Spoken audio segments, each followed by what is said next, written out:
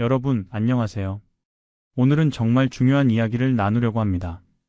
60대 이후 절대로 피해야 하는 지출에 대한 이야기입니다. 제가 아는 65세박 할아버지 이야기부터 시작해 볼까요? 이분은 은퇴할 때 퇴직금으로 2억 원을 받으셨습니다. 거기다 평생 모은 돈 5천만 원까지 합쳐서 총 2억 5천만 원. 충분한 노후 자금이라고 생각하셨어요.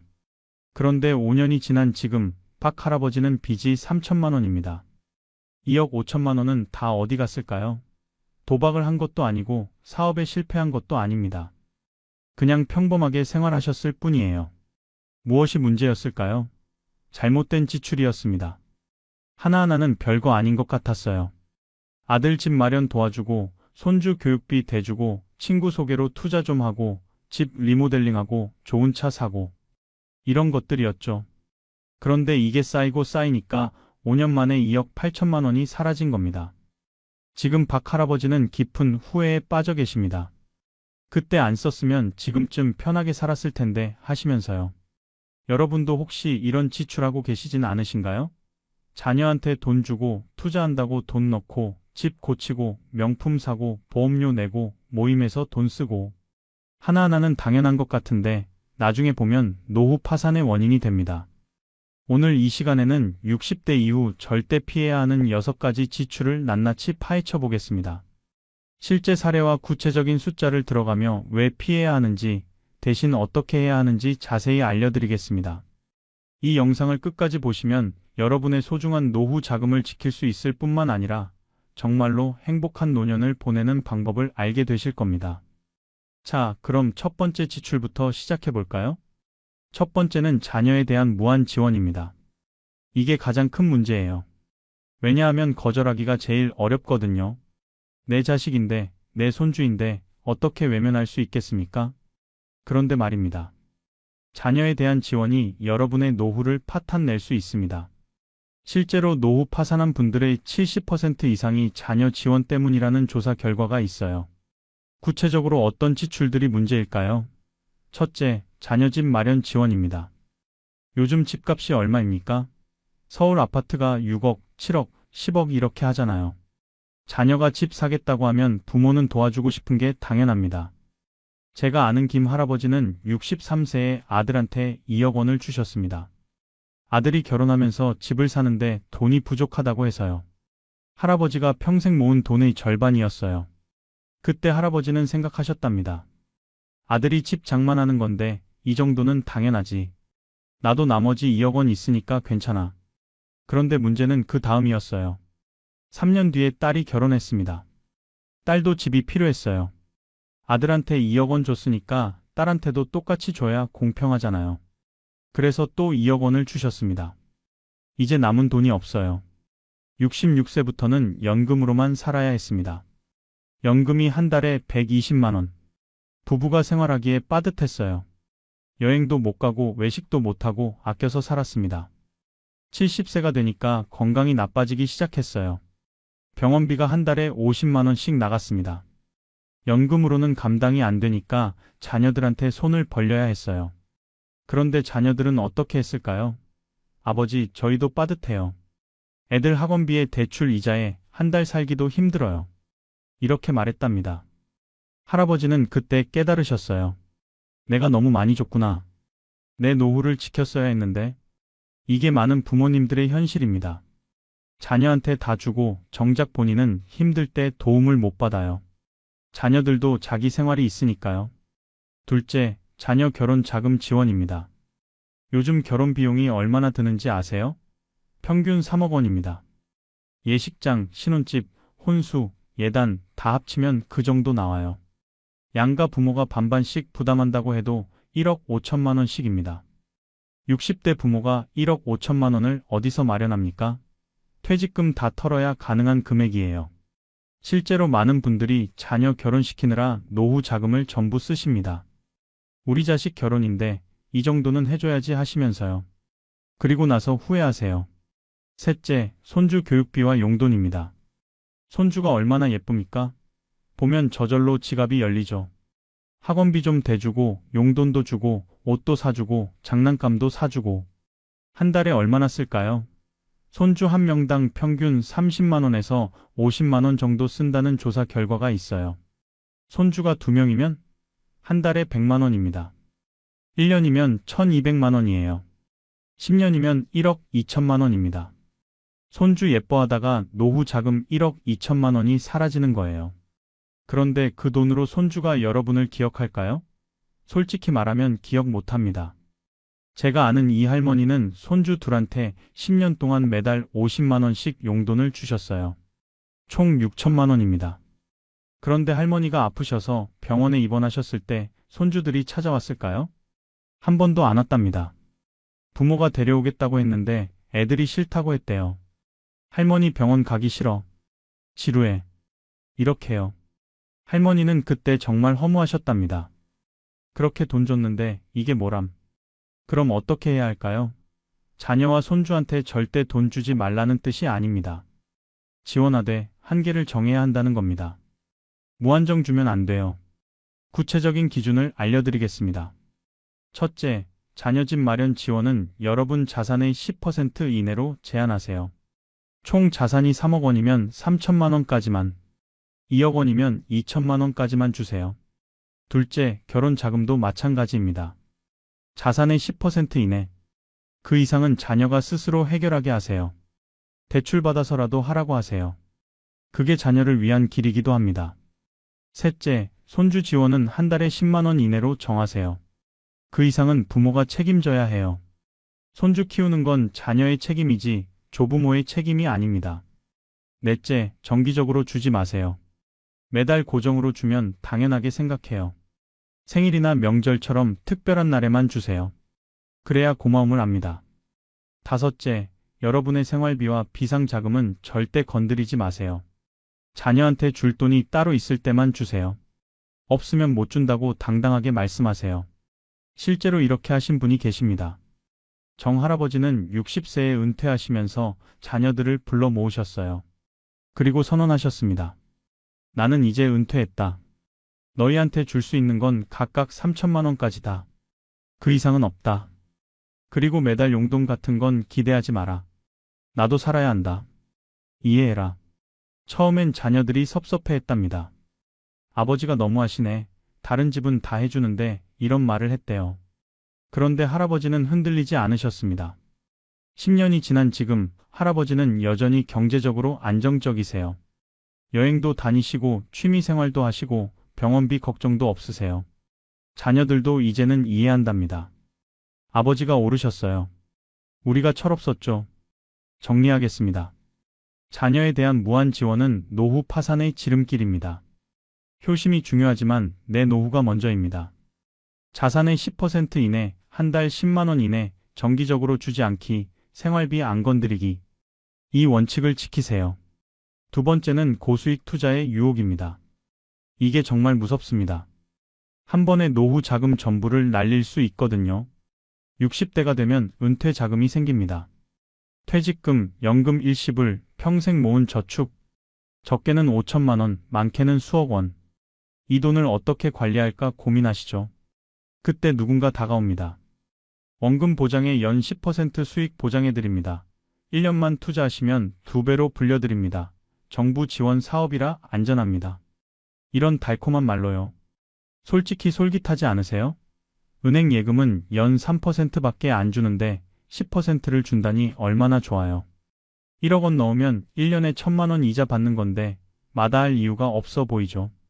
그런데 말입니다. 세상에 공짜 점심은 없습니다. 연 10% 보장이라는 말 자체가 사기예요. 진짜로 안전하고 확실한 10% 수익이 있다면 은행에서 돈 빌려서라도 할 겁니다. 여러분한테 권할 이유가 없어요. 실제 사례를 들어볼게요. 68세 최 할아버지는 친구 소개로 투자를 하셨습니다. 부동산 분양권 투자였어요. 1년 후에 분양받아서 팔면 5천만 원은 남는다는 말을 믿으셨죠. 할아버지는 퇴직금 전부인 1억 5천만 원을 투자하셨습니다. 친구 소개니까 믿을만하다고 생각하셨어요. 그런데 1년 후에 어떻게 됐을까요? 분양이 무산됐습니다. 사업자가 부도가 난 거예요. 투자한 돈은 한 푼도 못 건졌습니다. 전부 날아갔어요. 1억 5천만 원이 공중으로 사라진 겁니다. 더 슬픈 건 그 친구도 피해자였다는 겁니다. 친구도 속아서 투자했고 주변 사람들한테 권했던 거예요. 악의는 없었지만 결과는 똑같았습니다. 할아버지는 노후 자금을 전부 잃으셨어요. 지금 최 할아버지는 70세가 넘었는데 아직도 일을 하십니다. 경비 일을 하시는데 한 달에 200만 원 받으세요. 80세까지는 일해야 한다고 하십니다. 투자만 안 했어도 편하게 사셨을 텐데요. 이런 일이 비일비재합니다. 요즘 특히 많은 게 뭔지 아세요? 가상화폐, 코인 투자예요. 비트코인 10년 전에 샀으면 100억 됐다. 지금이라도 사야 한다 이런 말에 혹해서 투자하세요. 실제로 60대 이상 가상화폐 투자자가 급증하고 있다고 합니다. 문제는 대부분 손해를 본다는 거예요. 가상화폐는 등락이 심해서 젊은 사람들도 어려운데 노인이 어떻게 감당합니까? 해외 투자도 조심해야 합니다. 베트남 부동산 투자하면 대박, 캄보디아 땅 사두면 10년 후 10배 이런 말 들으셨죠? 다 사기입니다. 해외 부동산은 한국 사람이 관리하기 정말 어려워요. 지인 속의 투자가 제일 위험합니다. 친구, 친척, 교회 사람, 동창. 이런 분들이 소개하는 투자는 아예 듣지도 마세요. 진짜로 좋은 투자면 본인이 하지 왜 여러분한테 권하겠어요? 그럼 어떻게 해야 할까요? 답은 간단합니다. 투자하지 마세요. 60대 이후에는 원금 보장되는 것만 하세요. 은행 예금, 국채, 이것만 하시면 됩니다. 그럼 수익이 너무 적잖아요 라고 하실 수 있어요. 맞습니다. 은행 예금은 연 3%, 국채는 4% 정도밖에 안 줘요. 1억 원 넣으면 1년에 300만 원에서 400만 원입니다. 적나요? 천만에요. 이게 가장 확실한 수익입니다. 원금 손실 걱정 없고 매달 이자 들어오고 필요할 때 바로 찾을 수 있어요. 노후 자금 관리는 수익률이 아니라 안전성이 최우선입니다. 주식은요? 절대 안 됩니다. 특히 60대 이후에는 더욱 안 돼요. 주식은 변동성이 커서 스트레스 받습니다. 오늘 100만 원 벌었다가 내일 200만 원 잃고 이런 걸 노인이 어떻게 견뎌요? 펀드도 마찬가지입니다. 은행에서 권하는 펀드 상품이 있잖아요. 안전하다, 배당 좋다 이런 말 하는데 속지 마세요. 펀드도 손실 날 수 있어요. 실제로 작년에 많은 분들이 펀드로 손해봤습니다. 연금보험은요? 이것도 신중해야 합니다. 60세 이후에 새로 가입하는 건 절대 안 돼요. 나이가 많을수록 보험료가 비싸서 손해예요. 이미 가입한 것만 유지하세요. 안전한 자산 관리 원칙을 말씀드리겠습니다. 첫째, 절대 10% 이상 수익률 약속하는 곳에 투자하지 마세요. 무조건 사기입니다. 둘째, 원금 보장 안 되는 건 하지 마세요. 주식, 펀드, 가상화폐, 해외 투자 전부 원금 보장 안 됩니다. 셋째, 이해 안 되는 상품은 절대 하지 마세요. 설명 들어도 모르겠으면 그냥 안 하는 게 맞아요. 넷째, 지인 소개는 무조건 거절하세요. 고마운데 나는 투자 안 한다고 단호하게 말하세요. 다섯째, 전 재산을 한 곳에 넣지 마세요. 분산하세요. 여러 은행에 나눠서 예금하는 게 안전해요. 정리하겠습니다. 고수익 투자는 사기입니다. 60대 이후에는 안전 제일입니다. 은행 예금과 국채만 하세요. 수익률 낮아도 원금 지키는 게 최고입니다. 세 번째는 집 관련 큰 지출입니다. 특히 리모델링이 큰 문제예요. 은퇴하고 나면 집에 있는 시간이 많아지잖아요. 그러면 집이 눈에 들어오기 시작합니다. 부엌이 낡았네, 화장실이 오래됐네, 벽지 좀 바꿔야겠네, 바닥도 새로 하면 좋겠네. 이런 생각이 들어요. 그래서 리모델링을 결심하게 됩니다. 문제는 비용입니다. 아파트 20평대 부분 리모델링이 얼마나 들까요? 부엌, 화장실, 벽지, 바닥 다 하면 최소 2천만 원입니다. 30평대는 3천만 원 이상 들어요. 전체 리모델링하면 5천만 원에서 1억 원 듭니다. 작은 집 한 채 값이에요. 이 돈을 들여서 집을 고치는 게 과연 현명한 선택일까요? 제가 아는 강 할머니는 63세에 아파트를 전체 리모델링 하셨습니다. 7천만 원 들었어요. 부엌을 최신형으로 바꾸고 화장실 2개 다 새로 하고 벽지 바닥 전부 교체하고 시스템 에어컨까지 설치하셨습니다.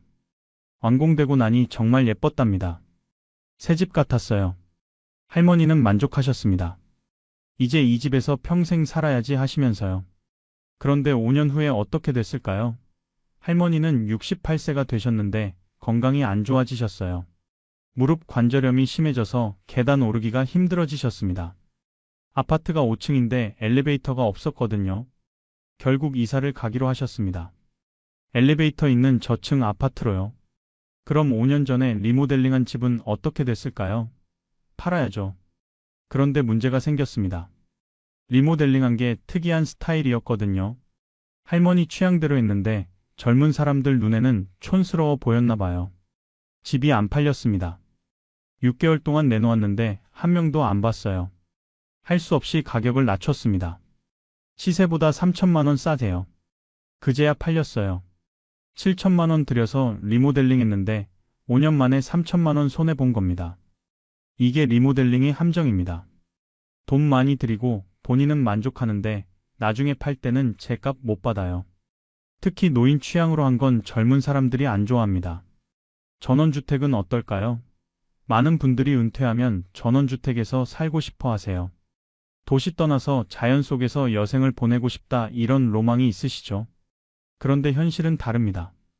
전원주택 지으려면 땅 사고 집 짓고 해서 최소 2억 원은 들어요. 그리고 살아보면 불편한 게 한두 가지가 아닙니다. 첫째, 교통이 불편해요. 병원 가려면 차로 30분, 마트 가려면 20분. 나이 들면 운전도 힘든데 이게 매일이면 정말 힘듭니다.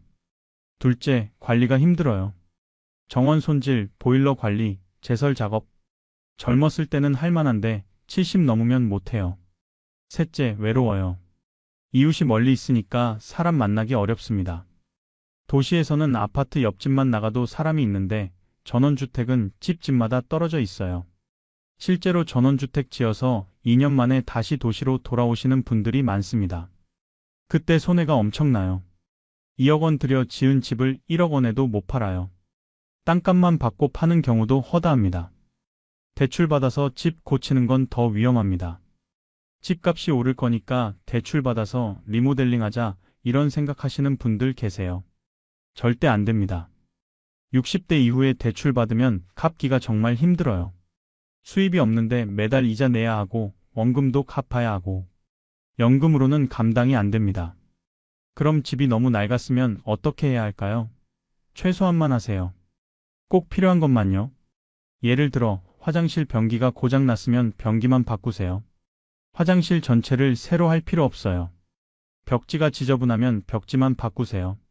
바닥까지 할 필요 없습니다.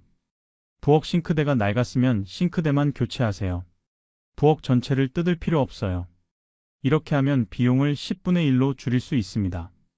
전체 리모델링 3천만 원 대신 부분 수리 300만 원으로요. 그 차이 2,700만 원으로 뭘 할 수 있을까요? 10년 동안 매달 20만 원씩 생활비로 쓸 수 있습니다. 정리하겠습니다. 집 리모델링은 돈 낭비입니다. 전원주택도 로망일 뿐이에요. 대출받아서 집 고치는 건 자살 행위고요. 필요한 부분만 최소한으로 수리하세요. 그게 현명한 선택입니다. 네 번째는 명품과 사치품입니다. 나이 들어서 왜 명품이 필요할까요? 누구한테 보여주려고요? 60대가 되면 이런 생각을 하시는 분들이 있어요. 젊었을 때는 돈이 없어서 못 샀어. 이제 여유 있으니까 좋은 거 사야지. 그래서 명품 가게로 향합니다. 시계부터 시작합니다. 롤렉스, 오메가 이런 거요. 1,000만 원, 2천만 원짜리 시계를 사세요. 평생 한 번쯤 좋은 시계 차고 살아야지 하시면서요. 그 다음은 가방입니다. 에르메스, 샤넬, 루이비통. 500만 원, 800만 원짜리 가방을 사십니다. 옷도 명품으로 맞춰 입으세요. 한 벌에 300만 원, 400만 원 하는 옷들이요. 다 합치면 얼마일까요? 시계 2천만 원, 가방 500만 원, 옷 300만 원.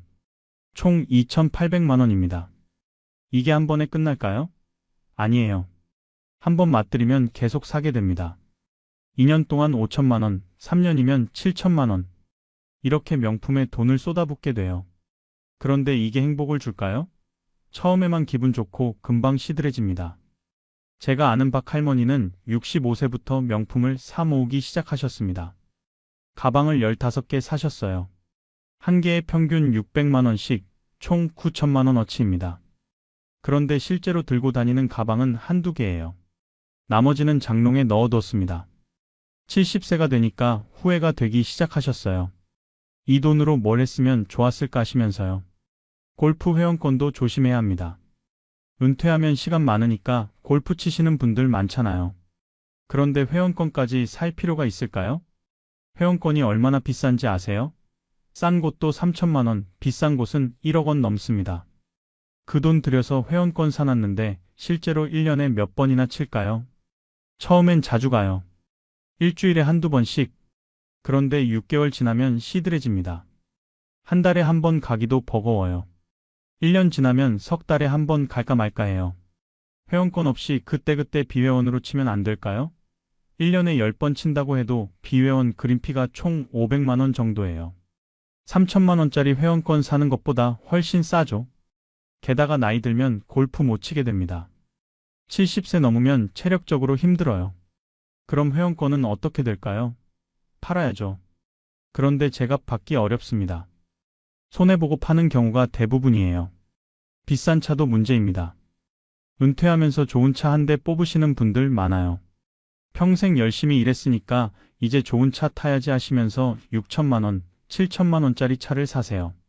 그런데 60대 이후에 그렇게 비싼 차가 필요할까요? 일주일에 마트 한두 번 가고 가끔 병원 가는 게 전부인데요. 2천만 원짜리 중고차면 충분합니다. 명품 가전도 마찬가지예요. 500만 원짜리 냉장고, 300만 원짜리 TV, 200만 원짜리 세탁기. 이런 거 사서 뭐 하세요? 기능은 일반 제품이랑 똑같아요. 그럼 어떻게 해야 할까요? 단순하게 사세요. 나이 들수록 물건은 적게, 값은 싸게, 기능은 간단하게. 이게 정답입니다. 시계는 10만 원짜리면 충분해요. 가방도 10만 원, 20만 원짜리 쓰세요. 옷도 백화점 세일할 때 사면 됩니다. 차는 중고차, 가전은 일반 제품으로요. 이렇게 하면 5천만 원에서 1억 원을 아낄 수 있습니다. 그 돈으로 뭘 할까요? 여행 다니고 맛있는 거 먹고 취미 생활하세요. 그게 훨씬 행복합니다. 정리하겠습니다. 명품과 사치품은 허용입니다. 나이 들어서 누가 여러분 시계나 가방 신경 쓸까요? 아무도 안 봐요. 단순하게 사세요. 그게 현명한 노년입니다. 5번째는 과도한 보험료입니다. 많은 분들이 보험을 너무 많이 들고 계세요. 한 달에 보험료만 50만 원, 100만 원 내시는 분들도 있어요. 60세 이후에 새로 보험 가입하는 건 거의 다 손해입니다. 왜냐하면 나이가 많을수록 보험료가 비싸거든요. 젊었을 때 가입하는 것보다 2배, 3배 비쌉니다. 예를 들어볼까요? 65세에 암보험 가입하면 한 달 보험료가 20만 원 정도 나옵니다. 10년 내면 총 2,400만 원이에요. 그런데 보장 금액은 3천만 원입니다. 계산해 보세요. 2,400만 원 내고 3천만 원 받는 겁니다. 600만 원 남죠. 하지만 이건 암에 걸렸을 때 이야기예요. 암에 안 걸리면 2,400만 원을 그냥 날리는 겁니다. 통계를 보면 65세부터 10년 안에 암에 걸릴 확률이 15% 정도입니다. 100명 중 15명만 보험금 받는다는 얘기예요. 나머지 85명은 보험료만 내고 끝입니다. 그럼 보험이 필요 없다는 얘기냐고요? 아니에요. 필요한 보험은 있습니다. 바로 실손의료보험이에요. 이건 꼭 유지하세요. 실손의료보험은 병원비의 일부를 보장해주는 보험입니다. 입원하거나 수술하면 실제로 든 비용의 80%에서 90%를 돌려줘요. 이건 정말 유용합니다. 나이 들면 병원 갈 일이 많아지거든요. 한 번 입원하면 비용이 수백만 원 나옵니다. 실손보험 있으면 대부분 돌려받을 수 있어요. 그래서 이건 해지하면 안 됩니다. 문제는 다른 보험들이에요. 암보험, 종합보험, 연금보험, 저축보험. 이런 거 60세 넘어서 새로 가입하면 거의 다 손해입니다. 이미 들어놓은 보험도 정리가 필요합니다. 여러 개 중복되는 보험 있잖아요. 암보험 3개, 종합보험 2개, 이런 식으로요. 이런 건 하나만 남기고 다 해지하세요. 해지하면 손해 아니냐고 하실 수 있어요. 그동안 낸 돈이 아까워서 계속 내는 분들 많으세요. 그런데 이게 잘못된 생각입니다. 이미 낸 돈은 돌이킬 수 없어요. 중요한 건 앞으로 낼 돈입니다. 앞으로 10년 더 내야 하는 1,000만 원을 아끼는 게 현명한 선택이에요. 해지 환급금도 받을 수 있습니다. 금액은 적지만 그래도 몇백만 원은 되거든요. 그 돈으로 예금하시는 게 훨씬 나아요. 제가 아는 윤 할아버지는 62세에 보험을 정리하셨습니다. 11개 들어놓은 보험 중에 9개를 해지하셨어요. 실손보험과 종합보험 하나만 남기셨습니다. 한 달 보험료가 70만 원에서 15만 원으로 줄었어요. 한 달에 55만 원 아끼신 거죠. 1년이면 660만 원, 10년이면 6,600만 원입니다. 해지 환급금도 1,200만 원 받으셨어요. 그 돈으로 예금했습니다. 지금 윤 할아버지는 72세인데 그때 결정을 정말 잘했다고 하세요. 보험 대신 뭘 해야 할까요? 현금을 모으세요. 비상자금을 만드는 겁니다. 최소 2천만 원에서 3천만 원 정도요. 2천만 원 있으면 웬만한 병원비는 다 감당할 수 있어요. 암 수술에도 2천만 원이면 충분합니다. 보험금 받는 것보다 현금이 있는 게 훨씬 마음 편해요. 보험은 불확실하거든요. 나중에 보험금 청구하면 이것저것 까다롭게 따지고 안 준다고 하는 경우도 많아요. 그런데 현금은 확실합니다. 내 통장에 있으니까 언제든 쓸 수 있어요. 정리하겠습니다. 60세 이후 보험 신규 가입은 거의 다 손해입니다. 이미 든 보험도 정리하세요. 실손 보험만 남기고 나머지는 해지하세요. 그리고 그 돈으로 비상자금을 만드세요. 보험보다 현금이 답입니다. 6번째이자 마지막입니다. 불필요한 모임과 첩대비입니다. 은퇴하면 시간이 많아지잖아요. 그러면 이것저것 모임에 가입하게 됩니다. 동창회, 향후회, 동호회, 종친회, 교회나 절 모임. 하나씩 들다 보면 10개가 넘어요. 각 모임마다 회비가 있습니다. 한 달에 3만 원, 5만 원씩 10개 모임에 평균 5만 원씩 내면 한 달 50만 원입니다. 1년이면 600만 원이에요. 10년이면 6천만 원입니다. 모임 회비로만 6천만 원을 쓰는 거예요.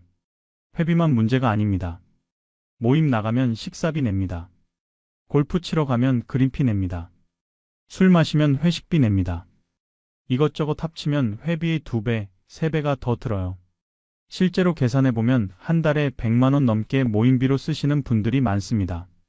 1년이면 1,200만 원, 10년이면 1억 2천만 원이에요. 모임 다니다가 노후 자금 1억 2천만 원이 사라지는 겁니다. 그런데 이 모임들이 정말 의미 있을까요? 솔직히 말씀드리면 절반 이상은 의미 없습니다. 그냥 습관적으로 가는 거예요. 동창회 가면 뭐예요? 옛날 이야기 반복하고 건강 자랑하고 자식 자랑하고 매번 똑같아요. 거기서 진짜 친구를 만날까요? 1년에 한두 번 보는 사람들이에요. 향후에는 또 어떻고요? 같은 고향 사람들끼리 모이는 건데 실제로 도움이 될까요? 거의 없습니다. 그냥 회비 내고 밥 먹고 해산하는 게 전부예요. 골프 모임이 제일 비쌉니다. 한 달에 2번만 쳐도 그린피가 40만 원 나가요. 거기다 식사비, 술값까지 하면 60만 원입니다. 1년이면 720만 원이에요. 그런데 골프 치면서 뭐가 좋아질까요? 건강? 골프는 운동량이 별로 없어요. 걷는 건 카트 타고 공만 몇 번 치는 게 전부죠. 차라리 공원 산책이 훨씬 건강에 좋아요. 친목? 골프장에서 친구 만나면 좋긴 한데 굳이 골프 쳐야 할까요? 동네 공원에서 만나서 산책하면 안 될까요? 그게 돈도 안 들고 건강에도 좋아요. 술자리도 조심해야 합니다. 친구들 만나면 술 마시게 되잖아요.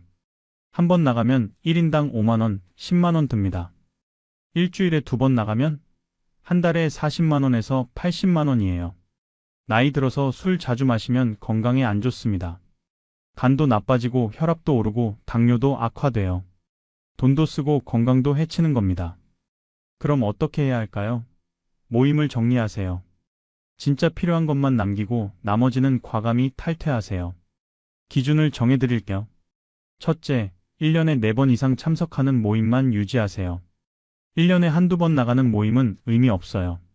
둘째, 진짜 친구가 있는 모임만 남기세요. 형식적으로 아는 사람들만 있는 모임은 탈퇴하세요. 셋째, 월 회비 5만 원 이상인 모임은 제고하세요. 너무 비싸요. 넷째, 건강에 도움이 되는 모임만 하세요. 등산 모임, 걷기 모임, 이런 건 좋습니다. 술 마시는 모임은 나빠요. 실제로 이렇게 정리하신 분이 계십니다. 서 할아버지는 65세의 모임을 대폭 정리하셨어요. 15개 중에 12개를 탈퇴하셨습니다. 남긴 건 3개예요. 등산 모임, 바둑 모임, 동창회. 이렇게 3개만요. 한 달 지출이 100만 원에서 15만 원으로 줄었습니다. 1년에 1000만 원 넘게 아끼신 거죠. 친구는 줄었을까요? 아니에요. 오히려 진짜 친구들과 더 자주 만나게 됐답니다. 형식적인 모임 안 나가니까 시간과 돈이 남아서요. 외식도 줄이세요. 친구 만나서 매번 식당 가지 마시고 집에서 만나세요. 집에서 라면 끓여 먹거나 김밥 싸서 공원에서 먹으면 돈도 안 들고 더 정겹습니다. 접대도 그만하세요. 60대 넘으면 접대할 사람이 없어요. 은퇴했는데 누굴 접대해요? 그냥 편하게 만나서 각자 계산하세요. 체면 버리세요. 내가 나이가 많으니까 내가 내야지 이런 생각 버리세요. 각자 먹은 만큼 내는 게 요즘 세상입니다. 정리하겠습니다. 불필요한 모임은 돈 낭비입니다. 진짜 필요한 것만 남기고 정리하세요. 골프, 술자리, 외식 줄이세요. 체면보다 실속을 챙기세요. 자, 이제 마무리하겠습니다. 오늘 우리가 나눈 이야기를 정리해 볼까요? 60대 이후 절대 피해야 하는 6가지 지출을 말씀드렸습니다. 첫째, 자녀에 대한 무한 지원. 자산의 10% 이내로 제한하세요. 손주 지원은 한 달 10만 원까지만. 생활비는 절대 건드리지 마세요. 둘째, 고수익 투자의 유혹. 연 10% 보장은 사기입니다. 은행 예금과 국채만 하세요. 원금 보장이 최우선입니다.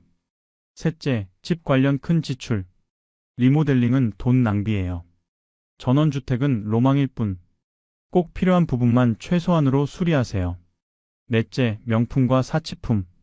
나이 들어서 명품이 왜 필요해요? 단순하게 사세요. 값은 싸게, 기능은 간단하게. 다섯째, 과도한 보험료. 60세 이후 신규 가입은 손해입니다. 실손 보험만 남기고 정리하세요. 보험보다 현금이 답입니다. 여섯째, 불필요한 모임과 접대비. 진짜 필요한 모임만 남기세요. 골프, 술자리, 외식 줄이세요. 체면보다 실속입니다. 이 6가지만 피해도 수억 원을 아낄 수 있습니다. 계산해 보세요. 자녀 지원 1억 원, 투자 손실 5천만 원, 리모델링 3천만 원, 명품 5천만 원, 보험료 6천만 원, 모임비 1억 원. 총 4억 원입니다. 4억 원이면 뭘 할 수 있을까요? 부부가 한 달 200만 원씩 써도 16년 넘게 쓸 수 있어요. 80세까지 편하게 살 수 있는 돈입니다. 오늘부터 실천하세요. 지출 다이어트를 시작하는 겁니다. 월 지출 체크리스트를 만드세요. 자녀 지원, 투자, 집 수리, 명품, 보험료, 모임비. 이 6가지를 매달 체크하세요. 한 달에 한 번 통장을 확인하세요. 쓸데없는 돈이 빠져나가진 않았는지, 꼭 필요한 지출이었는지 점검하세요. 그리고 아낀 돈은 따로 모으세요. 6개월만 해보세요. 6개월 후면 분명히 변화가 느껴질 겁니다. 통장 잔고가 늘어나고 마음이 편해지고 미래가 안정적으로 보일 거예요. 기억하세요. 노후 자금은 벌어서 모으는 게 아니라 아껴서 지키는 겁니다. 60대 이후에는 수입이 없어요. 그러니 지출을 줄이는 게 유일한 방법입니다. 물론 너무 아끼면서 살라는 얘기가 아닙니다. 의미 있는 곳에는 쓰세요. 여행, 취미, 건강, 진짜 친구들과의 시간. 이런 데는 아끼지 마세요. 하지만 의미 없는 곳에는 한 푼도 쓰지 마세요. 자녀한테 무한 지원, 위험한 투자, 불필요한 리모델링, 허영심 채우는 명품, 과도한 보험료, 형식적인 모임. 이런 데는 절대 쓰지 마세요. 여러분의 노후가 경제적으로 안정되고 행복하기를 진심으로 바랍니다. 지혜롭게 지출하세요. 그리고 소중한 노후 자금을 끝까지 지키세요. 오늘 이야기가 도움이 되셨다면 주변 분들께도 꼭 알려주세요. 함께 현명한 노년을 준비합시다. 다음 시간에는 60대 이후 꼭 해야 할 지출에 대해 이야기해 보겠습니다.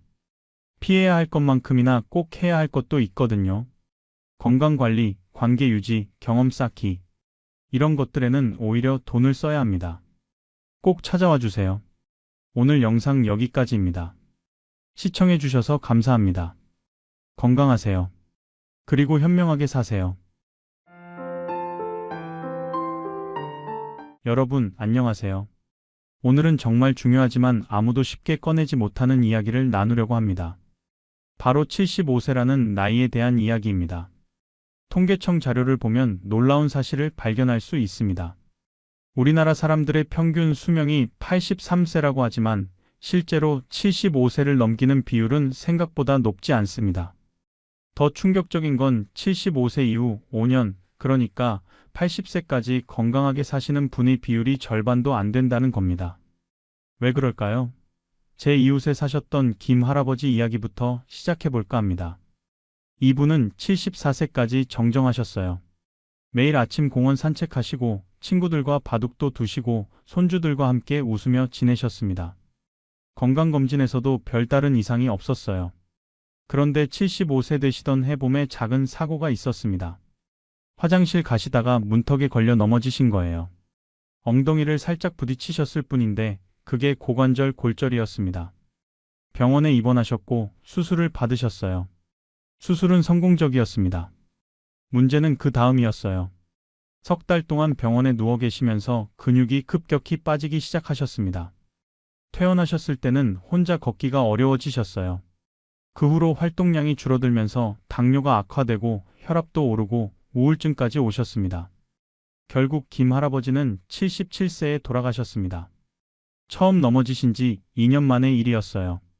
의사 선생님 말씀이 넘어지지만 않으셨어도 적어도 80세는 거뜬히 넘기셨을 거라고 하시더군요. 이게 비단 김 할아버지만의 이야기일까요? 아닙니다. 우리 주변에서 흔히 볼 수 있는 일입니다. 75세 전후로 급격히 건강이 나빠지시는 분들이 정말 많아요. 오늘 이 시간에는 왜 대부분의 노인이 75세를 넘기기 힘든지 그 이유를 하나하나 파헤쳐 보겠습니다. 단순히 나이 때문이 아닙니다. 명확한 이유들이 있어요. 그리고 그 이유들을 알면 예방할 수 있습니다. 이 영상을 끝까지 보시면 여러분과 여러분 가족들이 75세는 물론이고 80세, 90세, 100세까지 건강하게 사실 수 있는 구체적인 방법을 알게 되실 겁니다. 실제 의학 연구 결과와 생생한 사례들을 바탕으로 말씀드리겠습니다. 자, 그럼 첫 번째 이유부터 시작해 볼까요? 첫 번째는 바로 근육이 사라지는 것입니다. 의학 용어로는 근감소증이라고 해요. 이게 얼마나 무서운지 아십니까? 근육이 빠지면 단순히 힘이 없어지는 게 아닙니다. 생명이 위험해집니다. 구체적으로 설명해 드릴게요. 우리 몸의 근육량은 30세를 기준으로 매년 1%씩 줄어듭니다. 젊었을 때는 이 정도 감소가 별 문제가 안 돼요. 근육이 충분히 많으니까요. 그런데 70세가 넘어가면 이야기가 달라집니다. 70세부터는 근육 감소 속도가 더 빨라집니다. 1년에 2%에서 3%씩 줄어들어요. 30세 때 근육량을 100%라고 하면 70세에는 대략 60% 정도 남습니다. 그리고 75세가 되면 50% 이하로 떨어지는 경우가 많습니다. 근육량이 절반으로 줄어들면 어떻게 될까요? 먼저 걷는 속도가 느려집니다. 연구 결과를 보면 걷는 속도가 초당 0.8m 이하로 떨어지면 5년 내 사망 위험이 2배 이상 높아진다고 합니다. 75세 이상 노인의 30%가 이 속도보다 느리게 걷습니다. 느리게 걷는 것 자체가 문제가 아닙니다. 근육이 없으니까 균형을 잡기 어려워지는 게 진짜 문제예요. 그래서 넘어지는 겁니다. 낙상이라고 하죠. 낙상이 얼마나 위험한지 아십니까? 75세 이상 노인이 넘어져서 고관절이 부러지면 1년 내 사망률이 20%에서 30%입니다. 5명 중 1명 이상이 1년 안에 돌아가시는 거예요. 왜 그럴까요? 넘어져서 다치면 병원에 입원하게 됩니다. 수술을 받고 침대에 누워 있어야 해요. 이 기간이 보통 한 달에서 석 달 정도 되는데 이때 근육이 무섭게 빠집니다. 젊은 사람은 한 달 입원해도 금방 회복되지만 노인은 다릅니다. 한 달 누워 있으면 남아있던 근육의 30%가 더 사라집니다. 원래 근육이 별로 없는데 30%가 더 빠지면 일어설 수조차 없게 됩니다. 실제 사례를 들어볼까요? 박 할머니는 76세에 넘어지셨습니다. 다행히 뼈는 안 부러지고 타박상만 입으셨어요. 그런데 넘어진 충격과 통증 때문에 사흘 동안 침대에만 계셨습니다. 사흘 만에 일어나려고 하시는데 다리에 힘이 안 들어가는 거예요. 그 뒤로 박 할머니는 점점 더 움직이기 싫어하셨습니다. 또 넘어질까봐 무섭다고 하셨어요. 집안에서만 지내시고 앉아서 TV만 보셨습니다. 6개월이 지나자 혼자 화장실 가는 것도 힘들어지셨어요. 이게 바로 악순환입니다. 근육이 없어서 넘어지고 넘어질까봐 움직이지 않고 움직이지 않으니 근육이 더 빠지고 그러면 또 넘어지고 이 악순환의 고리를 끊지 못하면 결국 침대에 누워만 지내게 됩니다. 누워만 지내면 어떻게 될까요? 폐렴이 옵니다. 움직이지 않으니 폐의 가래가 고이고 면역력이 떨어져서 세균에 감염되는 거예요. 75세 이상 노인의 사망 원인 1위가 폐렴입니다. 암보다 많아요. 그럼 어떻게 해야 할까요? 답은 간단합니다. 근육을 만들어야 합니다. 나이가 70이 넘었는데 무슨 근육이냐고 하실 수 있어요. 천만에요.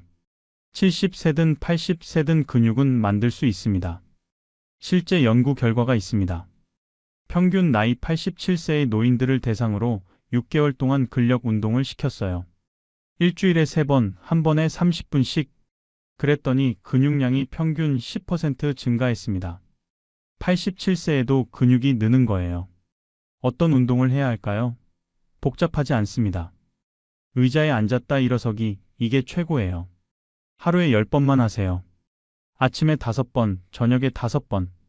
이것만 해도 허벅지 근육이 생깁니다. 처음에는 힘들 겁니다. 팔로 의자를 짚어도 괜찮아요. 그렇게 한 달 하다 보면 팔 힘을 덜 쓰게 됩니다. 석 달 지나면 팔 안 짚고도 일어설 수 있어요. 6개월 하면 계단도 오를 수 있습니다. 실제로 이 운동으로 회복하신 분을 압니다. 최 할아버지는 78세에 거의 못 걷는 상태였어요. 지팡이 짚고도 힘들어 하셨습니다. 그런데 따님이 매일 의자 운동을 시키셨어요. 처음엔 하루 5번도 못 하셨습니다. 그런데 포기하지 않으셨어요. 매일매일 조금씩 하셨습니다. 6개월 뒤에는 지팡이 없이 걸으셨어요. 1년 뒤에는 공원 산책을 다니셨습니다. 지금 82세인데 여전히 건강하십니다. 여기에 더해야 할 게 있습니다. 단백질 섭취예요. 근육을 만들려면 재료가 필요하거든요. 그 재료가 단백질입니다. 노인은 하루에 체중 1kg당 1.2g의 단백질이 필요합니다. 예를 들어 체중이 60kg이면 72g의 단백질이 필요해요. 이게 얼마나 되냐면 계란으로 치면 10개, 두부로 치면 한 모반, 고기로 치면 300g 정도입니다. 문제는 나이가 들면 입맛이 없어져서 잘 안 먹게 된다는 겁니다. 특히 혼자 사시는 분들은 대충 죽이나 국수로 끼니를 때우는 경우가 많아요. 그러면 단백질이 턱없이 부족합니다. 단백질이 부족하면 운동을 해도 근육이 안 늡니다. 건물을 지으려는데 벽돌이 없는 것과 같아요. 그러니까 꼭 단백질을 챙겨 드세요. 매 끼니마다 손바닥 크기의 생선이나 고기 또는 계란 2개, 두부 반모 정도는 드셔야 합니다. 고기가 비싸서 매일 못 먹는다고 하실 수 있어요. 그럼 달걀이나 두부를 드세요. 달걀 한 판에 5,000원이면 30개예요. 하루 2개씩 먹어도 15일 먹을 수 있습니다. 두부는 한 모에 2,000원도 안 해요. 정리하겠습니다. 근육 감소가 75세의 벽을 만듭니다. 근육이 없으면 넘어지고 넘어지면 골절되고 골절되면 누워 지내고 누워 지내면 폐렴 오고 폐렴은 사망으로 이어집니다. 이 고리를 끊으려면 지금 당장 의자에서 일어서는 운동을 시작하세요. 그리고 단백질을 챙겨 드세요. 두 번째 이유로 넘어가겠습니다. 바로 만성질환 관리의 실패입니다. 70세 이상 노인의 90% 이상이 한 가지 이상의 만성질환을 가지고 있습니다. 당뇨, 고혈압, 고지혈증, 이 세 가지가 대표적이죠. 많은 분들이 착각하시는 게 있습니다. 약만 먹으면 괜찮다고 생각하세요. 아침에 약 몇 알 먹고 저녁에 또 몇 알 먹으면 다 해결된다고 믿으시는 거예요. 하지만 현실은 다릅니다. 제가 아는 정할아버지 사례를 들어볼게요. 이분은 65세에 당뇨 진단을 받으셨습니다. 의사 선생님이 약을 처방해 주시면서 식이요법과 운동을 강조하셨어요. 처음 6개월은 열심히 하셨습니다. 밥을 줄이고 산책도 하고 약도 잘 챙겨 먹으셨죠. 그런데 혈당이 정상으로 돌아오니까 방심하신 겁니다. 이제 괜찮겠지 하면서 예전처럼 먹기 시작하셨어요. 운동도 게을리 하셨고요. 약은 계속 먹으셨으니까 문제 없다고 생각하셨습니다. 5년이 지났습니다. 70세가 되셨을 때 발가락 끝이 저리기 시작했어요. 처음엔 그냥 나이 때문이라고 생각하셨습니다. 그런데 점점 심해지더니 발바닥 감각이 둔해졌어요. 병원에 가보니 당뇨병성 신경병증이었습니다. 당뇨가 5년 동안 조절이 안 되면서 신경이 망가진 거예요. 의사 선생님이 말씀하시길 혈당 수치는 약 덕분에 그럭저럭 유지됐지만 식이요법을 안 하셔서 당화혈색소가 계속 높았다고 하시더군요. 당화혈색소가 뭔지 아십니까? 최근 3개월간의 평균 혈당을 나타내는 수치예요. 이게 7% 이하로 유지되어야 하는데 정할아버지는 9%를 넘었습니다. 약을 먹어도 식습관이 나쁘면 이렇게 되는 거죠. 신경병증은 시작에 불과했습니다. 73세에는 눈이 침침해지셨어요. 당뇨병성 망막증이었습니다. 75세에는 신장 기능이 떨어지기 시작했어요. 당뇨병성 신증이죠. 이렇게 합병증이 하나씩 생기는 겁니다. 합병증이 생기면 약이 늘어납니다. 당뇨약에 눈 관련 약, 신장 관련 약이 추가되었어요. 원래 당뇨약 2알 먹던 게 총 8알로 늘었습니다. 아침에 4알, 저녁에 4알. 약이 많아지면 부작용도 생깁니다. 정할아버지는 소화가 안 되기 시작하셨어요. 약 때문인지 나이 때문인지 모르겠지만 식욕이 떨어지고 속이 더부룩하셨습니다. 그래서 밥을 더 못 드시게 됐어요. 밥을 못 드시니 영양 상태가 나빠집니다. 체중이 줄고 근육이 빠지죠. 면역력도 떨어집니다. 그러면 감기도 자주 걸리고 상처도 잘 안 낫고 쉽게 피곤해집니다. 77세가 되셨을 때 정할아버지는 거의 집 밖을 나가지 못하셨습니다. 걷기도 힘들고 시력도 나빠지고 매일 피곤하시니까요. 결국 78세에 폐렴으로 입원하셨다가 돌아가셨습니다. 이게 당뇨 하나가 제대로 관리 안 됐을 때 벌어지는 일입니다. 처음엔 별거 아닌 것 같아요. 혈당이 조금 높은 것뿐이니까요. 하지만 10년, 15년 누적되면 몸 전체가 망가집니다. 고혈압도 마찬가지입니다. 많은 분들이 혈압약만 먹으면 괜찮다고 생각하세요. 하지만 혈압약은 혈압 수치만 낮춰줄 뿐이에요. 혈관이 좁아지고 딱딱해지는 건 막지 못합니다. 혈관이 좁아지면 어떻게 될까요? 뇌로 가는 혈액이 줄어듭니다. 그러면 뇌졸중 위험이 높아지죠. 심장으로 가는 혈액도 줄어듭니다. 그러면 심근경색 위험이 높아지고요. 통계를 보면 고혈압 환자가 75세 이후 5년 안에 뇌졸중이나 심근경색에 걸릴 확률이 30%입니다. 3명 중 1명꼴이에요. 그리고 뇌졸중이나 심근경색에 한 번 걸리면 생존율이 급격히 떨어집니다. 뇌졸중이 오면 반신마비가 옵니다. 한쪽 팔다리를 못 쓰게 되는 거예요. 그러면 혼자서는 아무것도 못합니다. 밥 먹기, 화장실 가기, 옷 입기 다 누군가 도움이 필요해요. 삶의 질이 바닥으로 떨어지는 겁니다. 심근경색은 더 위험합니다. 심장마비가 오면 응급실에 가야 하는데 75세 이상 노인이 심근경색으로 응급실에 실려가면 30%는 그대로 돌아가십니다. 살아남아도 심장 기능이 크게 떨어져서 일상생활이 힘들어집니다. 그럼 어떻게 해야 할까요? 약만으로는 부족합니다. 생활 습관을 바꿔야 해요. 구체적으로 말씀드리겠습니다. 첫째, 짜게 먹지 마세요. 하루 소금 섭취량을 6g 이하로 제한해야 합니다. 6g이 얼마냐면 티스푼으로 하나 정도예요. 국물 요리를 줄이세요. 국, 찌개, 라면 이런 거 자주 먹으면 소금이 과다 섭취됩니다. 둘째, 기름진 음식을 피하세요. 특히 동물성 지방이요. 삼겹살, 갈비, 튀김 이런 거 줄이시고 대신 생선을 드세요. 등푸른 생선이 좋습니다. 고등어, 삼치, 꽁치 같은 거요. 셋째, 혈당을 체크하세요. 당뇨가 있으시면 집에 혈당 측정기를 하나 마련하세요. 요즘은 3만 원 정도면 살 수 있어요. 일주일에 3번 정도 식사 2시간 후에 재보세요. 180 이하로 유지되어야 합니다. 넷째, 정기적으로 병원에 가세요. 3개월에 한 번은 가셔서 혈액 검사를 받으세요. 혈당, 혈압, 콜레스테롤 수치를 확인하고 약을 조절해야 할 부분이 있는지 상의하세요. 다섯째, 약을 거르지 마세요. 많은 분들이 오늘은 기분이 좋으니까 안 먹어도 되겠지 하시는데 절대 안 됩니다. 만성질환 약은 매일 같은 시간에 먹어야 효과가 있어요.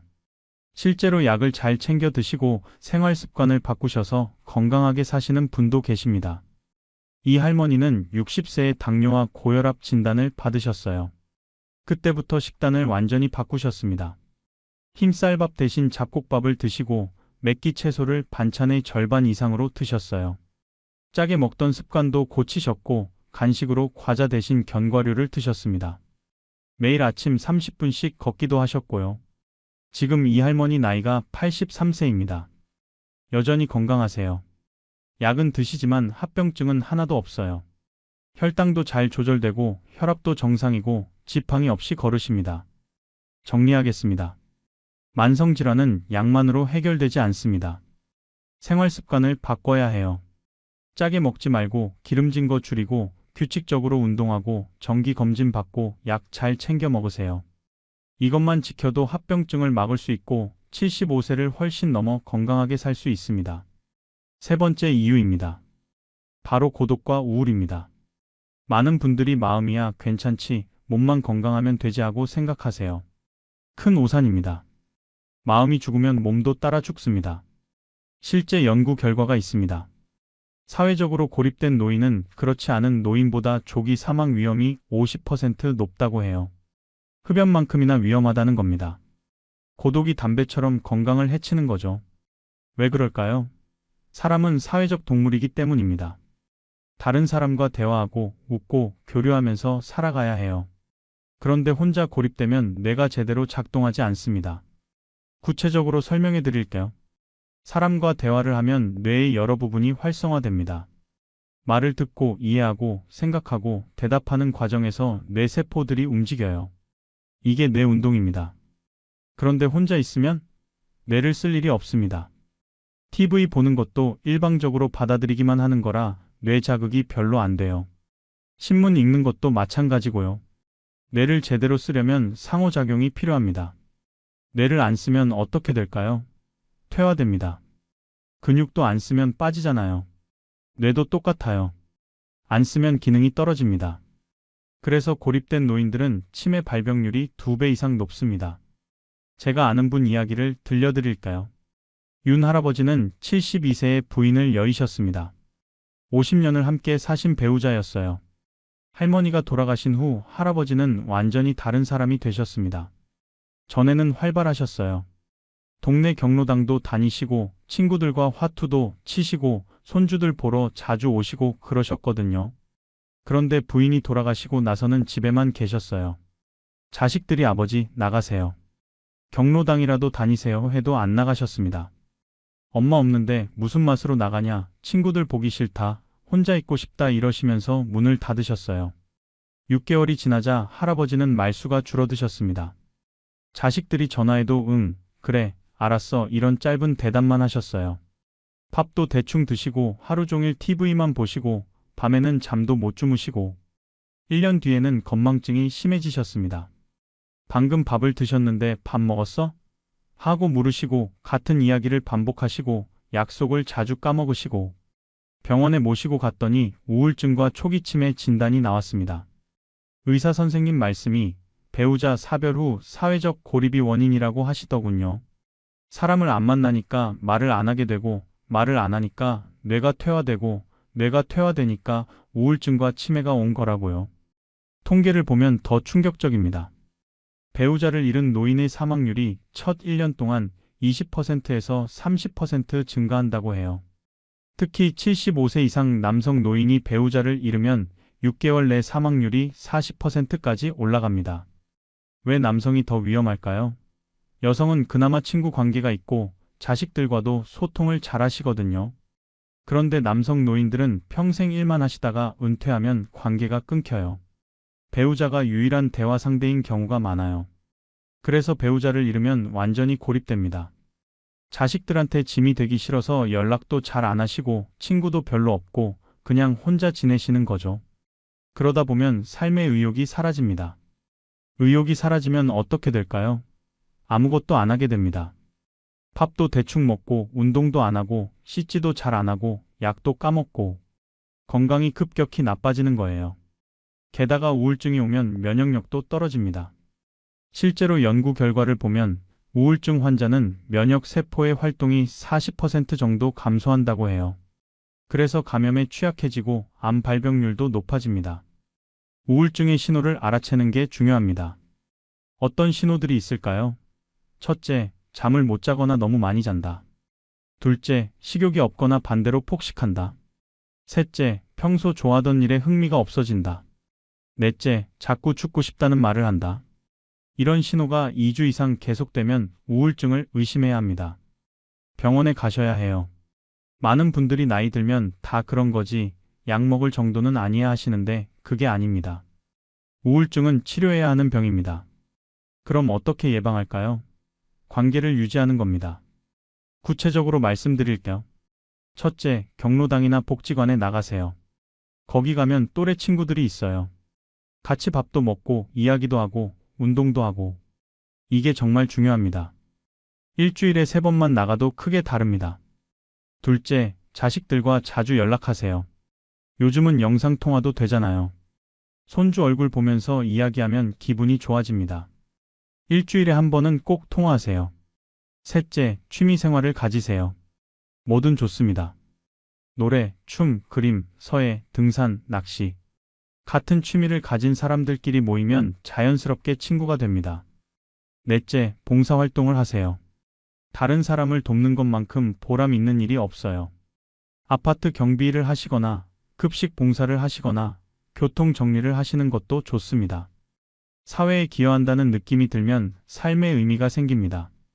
실제로 이렇게 해서 우울증에서 벗어나신 분을 압니다. 강할머니는 75세의 남편을 여의시고 심한 우울증에 빠지셨어요.